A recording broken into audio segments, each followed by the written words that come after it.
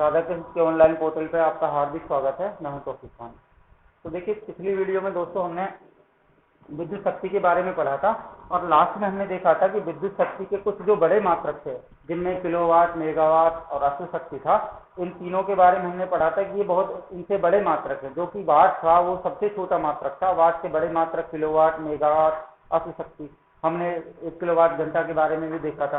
क्या देखा था कि 1 किलोवाट घंटा को अगर हम एक यूनिट के रूप में, इकाई के रूप में देखें तो हमने देखा था, क्या देखा था कि ये जो है ना 3.6 गुणा 10⁶ तो इतना था। लेकिन अगर मैं इसमें पॉइंट ना लगाऊं तो तुम देख सकते हो, इसको इस तरह भी लिख सकते हैं, 10⁵ भी लिख सकते हैं, समझ रहे हो। तो ये एक यूनिट के रूप में था। अब इसको, क्योंकि सवालों में यूनिट के रूप में हमें हमेशा दिक्कतें होती हैं, तो ये जो 1 किलोवाट घंटा हमने इकाई निकाला है, मैंने आपको बताया था कि 1 किलोवाट घंटा को किस तरह से कन्वर्ट किया था। ठीक है, वो हमने देखा था कि 1 किलोवाट गुणा घंटा, इस तरह से हमने इसको निकाला था और इसका मान हमने रखा था। ये तो था 1000 वाट के बराबर था। ये कितने के बराबर था? 3600 के बराबर था। ठीक है, जब इनका हमने गुणा कराया था तो ये इस तरह से आया था 5। ठीक है, इसको अगर आप लिखना चाहो तो इस तरह भी लिख सकते हो, 10⁵ लिख सकते हो, या आप इसको कितना लिख सकते हो, 3.6 गुणा 10⁵। तो इस तरह से इन दोनों इकाई के रूप में हमने यूनिट के रूप में इकाई देखी थी। ठीक है, तो अब देखिए क्या होता है, जब सवालों में हम इनको आगे हम हल करते हैं तो इनमें विद्युत खपत यूनिट के रूप में निकालने के लिए सूत्र आता है। वो सूत्र क्या है आपको देख लीजिए। क्या सूत्र था? वो होता है शक्ति जो कि वाट में है, इसको लिखना चाहो लिख लो, गुणा समय जो किस में होता है, सेकंड में होता है, इसको लिखना चाहो तो लिख लो, नहीं इनकी इकाई लिखने की जरूरत नहीं है, बटे 1000। उसमें 1000 का भाग देते हैं, ये ध्यान रखना। ये क्या है? 1 यूनिट, यानी खपत, टोटल खपत, 1 यूनिट जो खपत होती है, खपत निकालने के लिए, खपत निकालने के लिए 1000 का भाग दिया जाता है। ये बात आपको याद रखनी है, क्योंकि सवालों में हमें इस तरह से ही करना है। उदाहरण के लिए एक उदाहरण देखते हैं। देखिए कैसे उदाहरण क्या है, देखिए उदाहरण के बारे में आप देख सकते हो। इसमें लिखा हुआ है कि 2 बल्ब 100 वाट के, कितने हमारे पास 2 बल्ब हैं जो कितने कितने वाट के हैं, 100 वाट। 2 बल्ब 100 वाट के, 2 बल्ब हैं, 2 बल्ब 100 वाट के, प्रतिदिन 8 घंटे, प्रतिदिन कितने चलते हैं वो? प्रतिदिन 8 घंटे चलते हैं। 2 बल्ब 100 वाट के प्रतिदिन 8 घंटे चलते हैं। 1 महीने यानी 30 दिन में यूनिट विद्युत ऊर्जा वेस्ट कीजिए। तब 1 महीने कितनी यूनिट खपत निकालनी है, या यूनिट खपत, ये विद्युत ऊर्जा आपको निकालनी है। तो इसको हम किस तरह से करें? देखिए, आपको ये बात याद रखनी है कि इन यूनिट खपत के लिए आपको, मैंने अब जो 1000 का भाग आपको बताया था वो आपको देना है। कैसे देना है देखिए, इसके बारे में आप सुन लेते हैं। ये बात आपको याद रखनी है। 2 बल्ब कितने हैं? कितने बल्ब हैं? 2 बल्ब। कितने वाट के हैं? 100 वाट। ठीक है, कितने घंटे चलते हैं? 8 घंटे। प्रतिदिन कितना? 1 महीने तक। इन सब का गुणा करा के 1000 का भाग दे देना, निकल के आ जाएगा। तो अब ये जो चीजें अपने खपत के लिए मैं तुम्हें बता रहा था कि खपत के लिए जो टोटल इकाई है उसमें 1000 का भाग देना होता है। तो 1000 का भाग, देखिए 2 बल्ब थे, 2 बल्ब थे ना, कितने वाट के थे? 100 वाट के। प्रतिदिन कितने चलते थे? प्रतिदिन 8 घंटे चलते थे। तो कितनी यूनिट निकालनी थी 1 महीने के लिए? 30 का गुणा करा के 1000 का भाग दे देना, तो आपके सामने निकल के आ जाएगा। तो ये बात आपको याद रखनी है कि जो प्रतिदिन यूनिट जो खपत मैंने आपको बताई है, वो शक्ति और समय इन दोनों के गुणनफल में 1000 का भाग देना। समझ रहे हो? तो जो हमने किलोवाट घंटा निकाला था वो अलग था, लेकिन अगर हम महीने की टोटल इकाई को देखें तो उसमें शक्ति और समय इन दोनों के गुणनफल में आपको 1000 का भाग देना है। क्योंकि शक्ति को तो वाट में मापा जाता है, समय को सेकंड में मापा जाता है, उसमें 1000 का भाग देकर आप किसी भी सवाल को हल कर सकते हैं। उदाहरण के लिए देखिए, खोलना बराबर।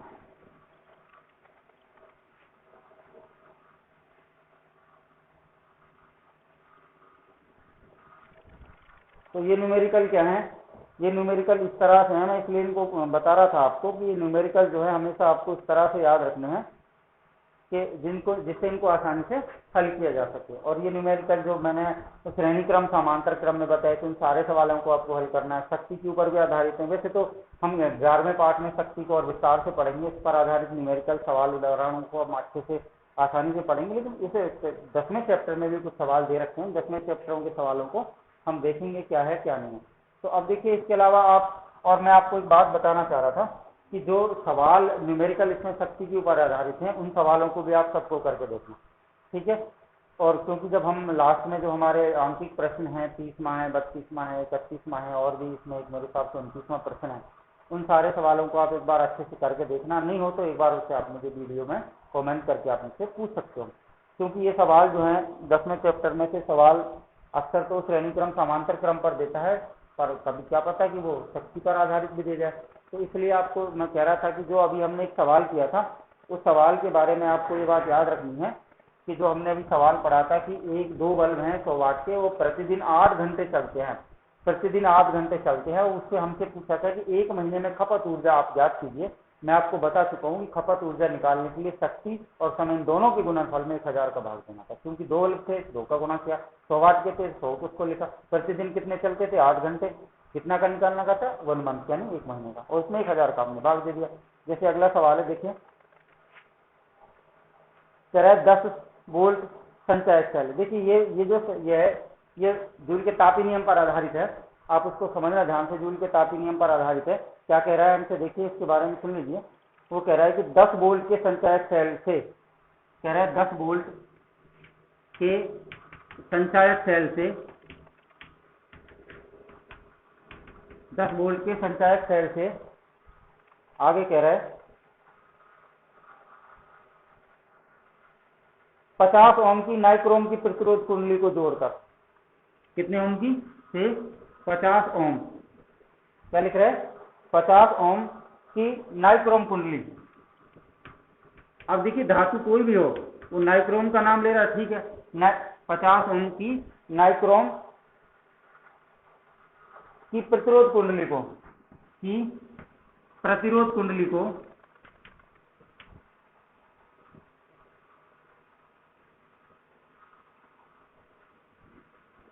नाइक्रोम की प्रतिरोध कुंडली को जोड़कर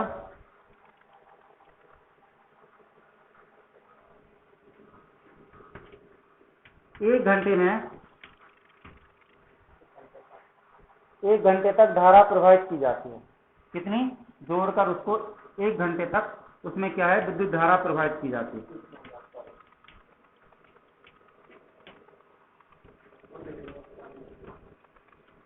ठीक है, 1 घंटे तक धारा प्रवाहित की जाती है। तो कह रहा है कुंडली में उत्पन्न ऊष्मा का मान ज्ञात करो। तो कह रहा है कुंडली में उत्पन्न ऊष्मा का मान ज्ञात करो। ये उदाहरण है मेरे हिसाब से ऊष्मा ज्ञात करनी, ठीक है।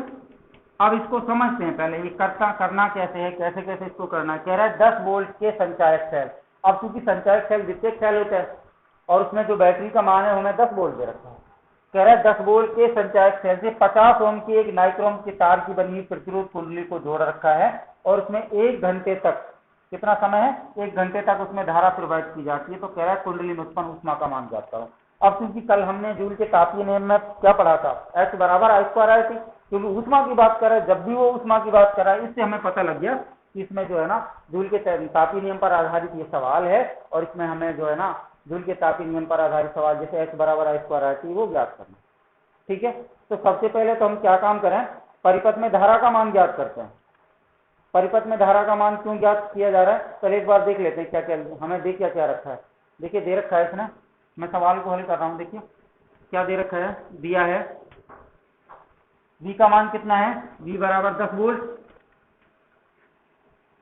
ये R प्रतिरोध है, R का मान कितना दे रखा है 50 ओम, I का मान कितना दे रखा है, सॉरी टाइम दे रखा है, टाइम कितना दे रखा है 1 घंटा। ये 3 चीजें तो हमें दे रखी हैं। अब ये 3 चीजें हमें दे रखी हैं, तो अब इसको हम कैसे हल करें। देखिए इसको हल करने के लिए आपको 2 चीजें सबसे पहले ज्ञात करनी। एक तो हमें धारा का मान ज्ञात करना पड़ेगा। धारा का जब हमें मान ज्ञात हो जाएगा तब हमें इसके लिए समय को कन्वर्ट करना सेकंड में। तो सबसे पहले हम क्या काम करें, आपको मैं इसको मिटा रहा हूं, जगह नहीं है, देखिए एक बार इसको,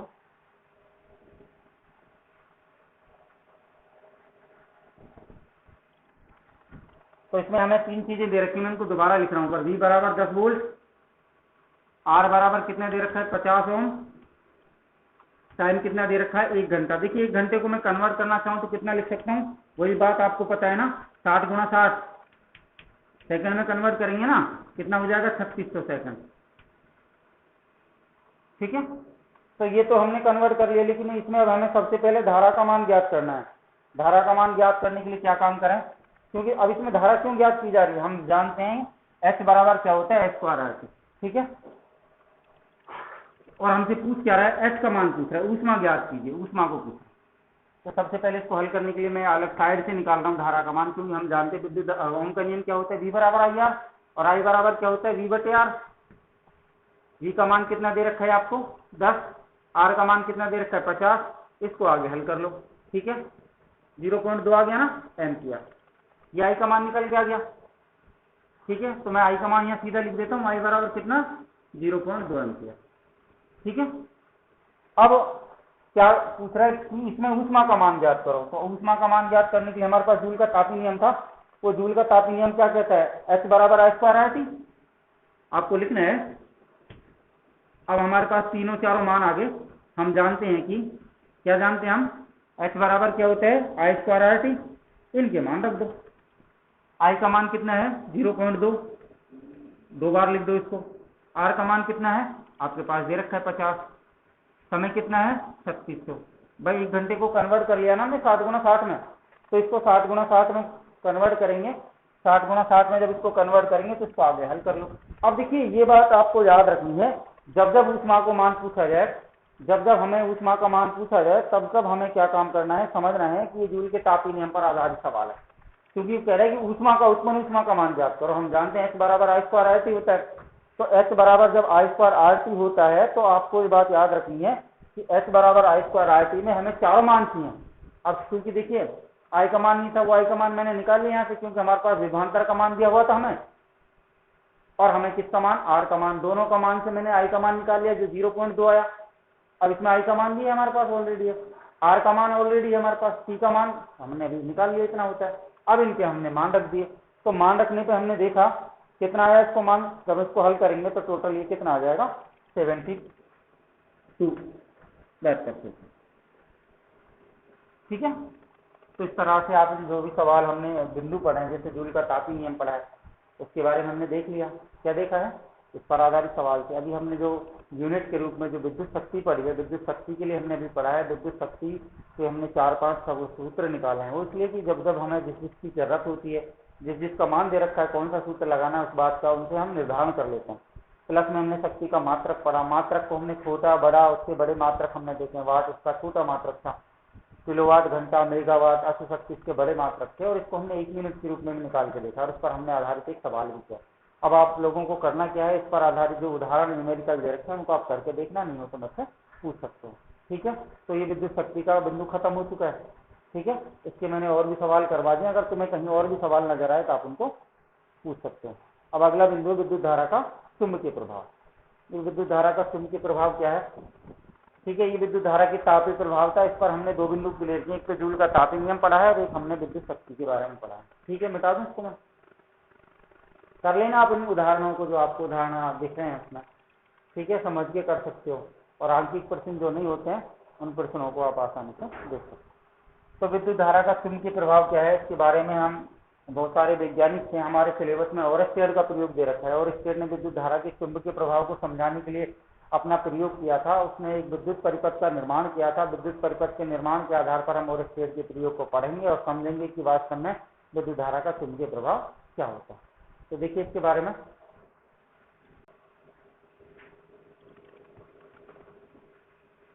विद्युत धारा का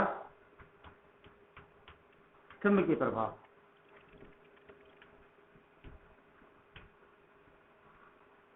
देखिए सबसे पहले हमने छोटी क्लासों में चुंबक के बारे में पढ़ा है कि विद्युत धारा के चुंबकीय प्रभाव को समझने के लिए ओरस्टेड नामक वैज्ञानिक ने अपना प्रयोग किया था। ओरस्टेड ने स्पष्ट कर दिया कि जब किसी चालक तार में विद्युत धारा प्रवाहित की जाती है तो उसके चारों ओर चुंबकीय क्षेत्र उत्पन्न हो जाता है। चुंबकीय क्षेत्र के कारण ही वो चुंबकीय सुई जो है ना विक्षेपित होती थी। अब इसको हम समझेंगे ध्यान से, लेकिन जो विद्युत धारा का चुंबकीय प्रभाव, देखिए मैं आपको एक बार और बता देना चाहता हूँ। हमने जो विद्युत धारा का जो तापीय प्रभाव पढ़ा था, उसके दोनों बिंदु इसको धूल का तापी नियम, एक विद्युत शक्ति। इनको आपने अच्छे से समझा, इनके कॉन्सेप्टों को अच्छे से क्लियर किया तो आपको कोई दिक्कत नहीं है। अब हम अगला बिंदु है विद्युत धारा का, वो तो तापीय प्रभाव का। अब पढ़ रहे हैं चुंबकीय प्रभाव। तो देखिए आपको समझना है विद्युत धारा का चुंबकीय प्रभाव क्या। देखिए विद्युत धारा के आपको लिखना है कि विद्युत धारा के चुंबकीय प्रभाव को समझाने के लिए ओरस्टेड नामक वैज्ञानिक ने एक प्रयोग किया। तो देखिए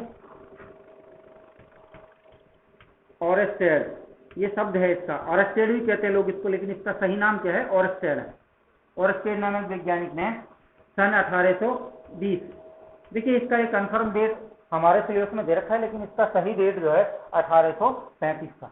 लेकिन आप छोटी क्लासों में आज अब जब उस कक्षाओं में पढ़ोगे तो ये 1835 है, लेकिन हमारे सिलेबस में इसको 1820 दे रखा है। तो क्या लिखना है, सन 1820 में ओरस्टेड नामक वैज्ञानिक ने विद्युत धारा के चुंबकीय प्रभाव को समझा। कैसे समझाया, उसने क्या काम किया, उसने एक चालक तार लिया। देखिए मैं आपको इसको, ये आपको चित्र बनाना है, समझना। ये कोई चालक तार है PQ, इसका आप नाम लिखना चाहो तो लिख सकते हो, ना लिखो तो भी कोई दिक्कत नहीं, ठीक है। ये कोई चालक तार है PQ, उसने एक चालक तार लिया। उस चालक तार को उसने एक सेल, आप समझना है यही चीज वो जोड़नी है, ठीक है, एक कुंजी, एक धारा नियंत्रक। इनको हमने वैसे ओम के नियम में पढ़ा है सबको, ठीक है। तो ये इसने चालक तार को इस तरह से इन अवयवों से जोड़, ठीक है। ये आपको पता है, सेल बैटरी है, ये कुंजी है, ठीक है, ये धारा नियंत्रक है, ये चालक तार है PQ टोटल, ये आप देख रहे हो यहाँ से यहाँ तक। आप इसको कलरफुल करना चाहो तो कर सकते हो। ये चालक तार है PQ। इसके नीचे इसने क्या काम किया, एक चुंबकीय सुई रख दी। अब इस चुंबकीय सुई को आप जैसा बनाना चाहो वैसा बना सकते हो। देखिए आप बहुत से किताबों में इस तरह से बना रखा है, ठीक है, तो किस तरह से बना रखा है, स्टैंड पे इसको लगा रखा है। बहुत सी किताबों में इसको इस तरह बना रखा है। आपको इस तरह से बनाने की जरूरत नहीं है, आप इसको बिल्कुल सीधा आपको बनाना है। देखिए कैसे बनाना है, इसको आप इस तरह से बना लेना सीधा चुंबक की तरह, ठीक है।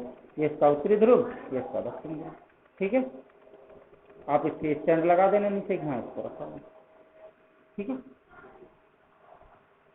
तो क्या काम किया, ओरस्टेड नामक वैज्ञानिक ने विद्युत धारा के चुंबकीय प्रभाव को समझाने के लिए अपना सन 1820 में अपना प्रयोग किया। उस प्रयोग में उसकी बनावट क्या है, उस प्रयोग में उसने एक चालक तार लिया PQ, एक चालक तार लिया, चालक तार को एक सेल, कुंजी और धारा नियंत्रक से जोड़ करके विद्युत परिपथ बना लिया। देखिए मैं आपको फिर बता रहा हूँ, अब इसको अच्छी तरह समझिए, अच्छा बिंदु है, ध्यान से समझिए। जिस तरह से हमने विद्युत धारा का तापीय प्रभाव में जूल का तापीय नियम पढ़ा था, ऐसे ही विद्युत धारा के चुंबकीय प्रभाव में ओरस्टेड का प्रयोग। तो आपको देखिए ध्यान से कैसे लिखना है, जो मैं बता रहा हूँ आपको वही लिखना है, और जिस तरह मैं समझा रहा हूँ ऐसे ही इसको समझना है। कैसे, देखिए हम क्या पढ़ रहे हैं, विद्युत धारा का चुंबकीय प्रभाव। आपको याद रखना है विद्युत धारा के चुंबकीय प्रभाव को समझाने के लिए सन 1820 में ओरस्टेड नामक वैज्ञानिक ने अपना एक प्रयोग किया। उस प्रयोग में उसने एक चालक तार लिया, नाम चालक तार PQ लेते हैं। उस चालक तार को उसने एक सेल, एक कुंजी और धारा नियंत्रक से जोड़कर एक विद्युत परिपथ बना लिया। उस चालक तार के नीचे में उसने एक चुंबकीय सुई, अब इसको चुंबकीय सुई कह सकते हो, चुंबकीय कंपास कह सकते हो, विक्षेपित सुई कह सकते हो, ठीक है। जो आपका मन करे इसका नाम ले सकते हो। क्या नाम, इसको चुंबकीय कंपास कह सकते हो, चुंबकीय सुई कह सकते हो, ठीक है। छड़ चुंबक इसको आप कह सकते हो, चुंबकीय नाल इसको आप कह सकते हो, ठीक है। तो उसने एक चुंबकीय सुई ली, तो क्या हुआ देखिए, तब उसने इससे निम्न निष्कर्ष निकाले। उन निष्कर्षों को आपको याद रखना। एक बार दोबारा सुन लो। हम पढ़ते हैं विद्युत धारा का चुंबकीय प्रभाव। विद्युत धारा के चुंबकीय प्रभाव को समझाने के लिए सन 1820 में ओरस्टेड नामक वैज्ञानिक ने अपना प्रयोग किया। उस प्रयोग में उन्होंने एक चालक तार लिया, चालक तार में एक बैटरी, चालक तार को एक बैटरी, कुंजी और धारा नियंत्रक से जोड़कर विद्युत परिपथ पूरा कर लिया, विद्युत परिपथ बना लिया, उसके नीचे एक चुंबकीय सुई रख दी, ठीक है। तब उसने निम्न निष्कर्ष निकाले। क्या निकाले, आपको लिखना है आगे। तब उसने निम्न निष्कर्ष निकाले। निष्कर्ष क्या, उसको सुनिए। निष्कर्ष नंबर 1, देखिए वैसे इसको मैं बहुत छोटा कर रहा हूँ, काफी ये खुल के जब ही समझ में आएगा। निम्न निष्कर्ष में पहला निष्कर्ष क्या है, देखिए आपको इन निष्कर्ष के बारे में याद रखना है। निष्कर्ष क्या निकालना है, पहला निष्कर्ष देखिए, जब चालक तार में कोई धारा प्रवाहित नहीं की जाती, इसमें कोई करंट प्रवाहित नहीं किया जाता, जब चालक तार में कोई धारा प्रवाहित नहीं की जाती है तो चुंबकीय सुई में कोई विक्षेप उत्पन्न नहीं होता है। जब इस चालक तार में कोई करंट नहीं छोड़ा जाता, विद्युत धारा प्रवाहित नहीं की जाती है, तो चुंबकीय सुई अपनी विराम अवस्था में रहती है, साम्यावस्था में जैसे रखी हुई थी ऐसे रहती है। इसका कोई किसी तरह का इसमें विक्षेप उत्पन्न नहीं। ठीक है, आप इस बात को समझ रहे हैं ध्यान से। तो क्या था, जब चालक तार में कोई धारा प्रवाहित नहीं की जाती है तो चुंबकीय सुई में कोई परिवर्तन नहीं रहता, यानी चुंबकीय सुई अपनी साम्यावस्था जो पहले जैसे रखी हुई थी विराम अवस्था में बनी रहती है, इसमें किसी प्रकार का कोई विक्षेप उत्पन्न नहीं होता। ठीक है भाई, पहला निष्कर्ष हो गया। दूसरा देखिए, जब चालक तार CQ में धारा प्रवाहित की जाती है, जब चालक तार में धारा प्रवाहित की जाती है, अब धारा की दिशा आप देखिए धनावेश से ऋणावेश की ओर है। ठीक है, ये बात आपको याद रखनी। जब चालक तार में धारा प्रवाहित की जाती है तो चुंबकीय सुई में विक्षेप उत्पन्न होता है, इधर की तरफ विक्षेप उत्पन्न हो रहे हैं। जब चुंबकीय सुई में विक्षेप उत्पन्न होता है, यानी चुंबकीय सुई इस तरह से विक्षेपित हो जाती है, किधर की तरफ, किधर की तरफ विक्षेप उत्पन्न हो रहा है। अब देखिए, ये बात आपको डिसाइड करनी कि बाईं तरफ आपको करना है, यानी धारा की दिशा में, जिधर धारा बह रही है धारा की दिशा में विक्षेप उत्पन्न। अब मैं आपको बता चुका हूं धारा की दिशा में से धनावेश, इससे धनावेश से ऋणावेश हो रहा है। जिधर धारा बह रही है ना उधर की तरफ इसमें विक्षेप उत्पन्न। तो अब क्या हुआ, पहली बात तो क्या थी, जब इसमें किसी प्रकार की कोई धारा प्रवाहित नहीं की थी तो चुंबकीय सुई में कोई विक्षेप उत्पन्न नहीं होता, यानी चुंबकीय सुई अपनी विराम अवस्था में। जब मैंने इस चालक तार CQ में धारा प्रवाहित की तो देखा कि चुंबकीय सुई धारा प्रवाहित करने पर ये चुंबकीय सुई दाईं ओर विक्षेपित हुई। अब देखिए, इस बात को कोई जरूरी नहीं आप इधर की तरफ रखो उधर की तरफ रखो, जहां आपका मन करे इधर। मैं आपको दाएं तरफ कर रहा हूं, ध्यान से देखना। ठीक है, ये तो विराम अवस्था की स्थिति थी चुंबकीय सुई की। जब चालक तार में हमने कोई धारा प्रवाहित नहीं की, तब की स्थिति है। अब क्या हुआ, जैसे ही मैंने चालक तार में धारा प्रवाहित की तो हमने देखा कि चुंबकीय सुई दाईं ओर विक्षेपित होने लगती है, इधर की तरफ रख लो। जब चालक तार में हम धारा प्रवाहित करते हैं तो देखते हैं चुंबकीय सुई किधर विक्षेपित होती है, दाईं तरफ। ठीक है, तो चुंबकीय सुई दाईं तरफ विक्षेपित हो जाती है। मैंने क्या काम किया, धारा को, स्विच को ऑफ कर दिया, दोबारा धारा के प्रभाव को बंद कर दिया।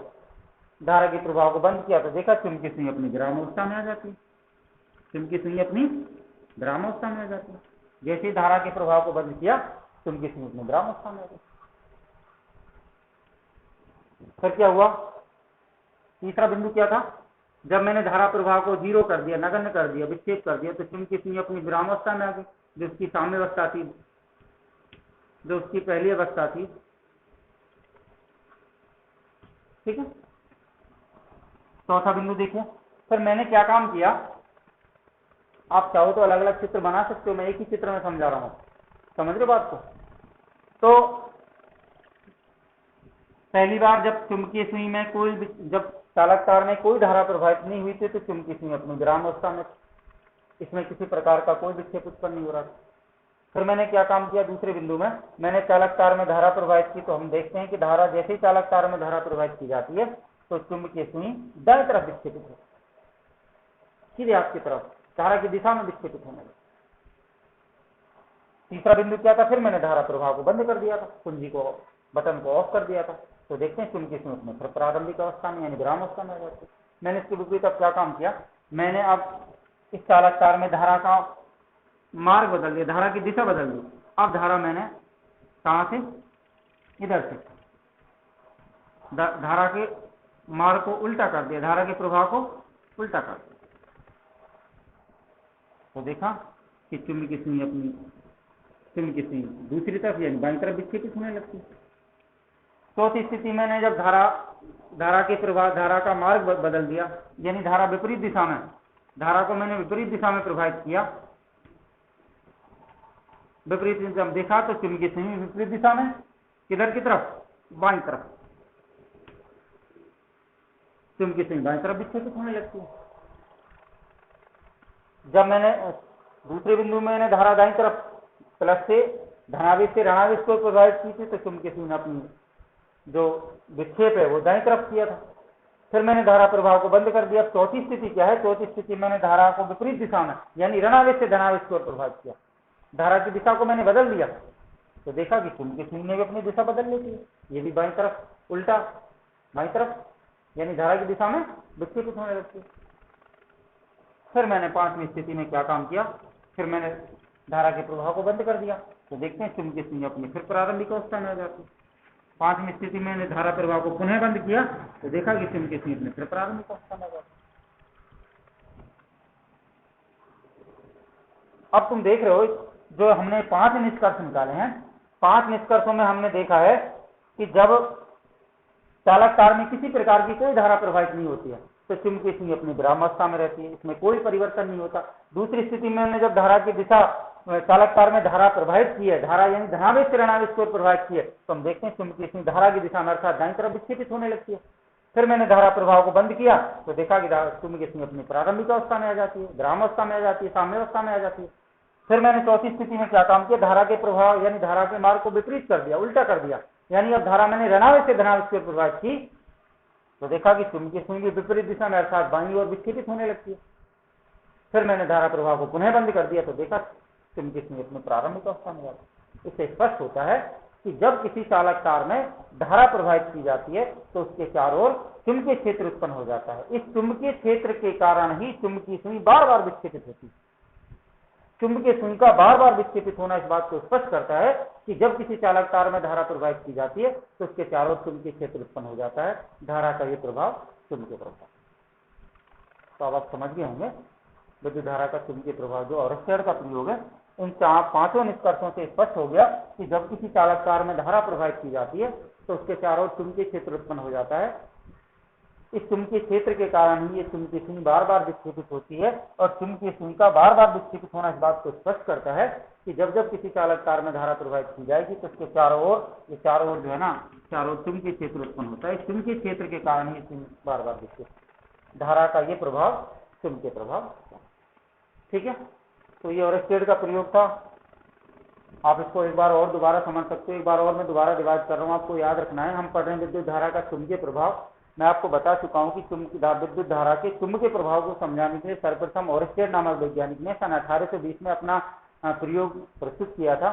उस प्रयोग में उसने क्या काम किया? एक चालक तार लिया था, उस चालक तार को एक बैटरी कुंजी और धारा नियंत्रक से जोड़कर उसने एक विद्युत परिपथ बना लिया और उस चालक तार के नीचे उसने चुंबकीय सुई या चुंबकीय कंपास को रख दिया।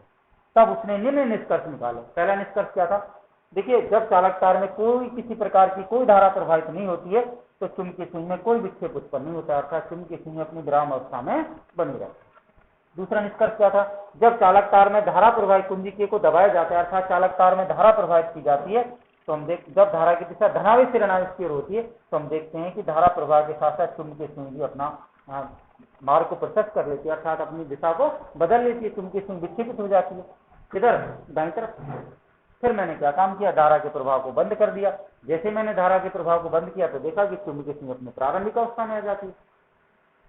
फिर उसके बावजूद मैंने चौथे बिंदु में क्या काम किया? धारा के मार्ग को विपरीत कर दिया, यानी धारा अब मैं ऋणावेश से धनावेश को प्रभावित करता हूँ तो देखता हूँ कि चुंबकीय सुई विपरीत दिशा में अर्थात बाईं तरफ विक्षेपित होने लगती है। फिर मैंने 5वीं स्थिति में क्या काम किया? धारा के प्रभाव को पुनः बंद कर दिया तो देखा कि चुंबकीय सुई अपनी प्रारंभिक अवस्था में आ जाती है। तो चुंबकीय सुई का प्रारंभिक अवस्था में आना, जब धारा के मार्ग को बंद कर देते हैं, धारा के प्रभाव को बंद कर देते हैं तो चुंबकीय सुई अपनी प्रारंभिक अवस्था में जाती है। जब धारा को धनावेश से ऋणावेश को प्रभावित किया जाता है तो देखते हैं वो दाईं तरफ विक्षेपित होती है। जब धारा के मार्ग को बदल दिया जाता है यानी ऋणावेश से धनावेश को विक्षेपित प्रभावित किया जाता है तो बाईं तरफ विक्षेपित होनी है। इससे स्पष्ट होता है कि जब किसी चालक तार में धारा प्रवाहित की जाती है तो उसके चारों ओर चुंबकीय क्षेत्र उत्पन्न होता है। चुंबकीय क्षेत्र के कारण ही चुंबकीय सुई बार बार विक्षेपित होती है धारा के इस प्रभाव को चुंबकीय प्रभाव। ठीक है,